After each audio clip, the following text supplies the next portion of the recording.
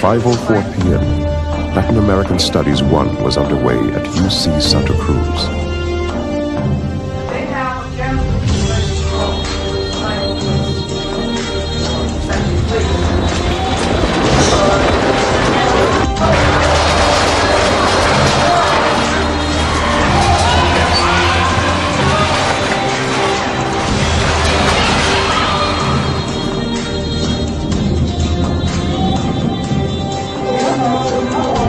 With video cameras everywhere, this was the most visible earthquake ever.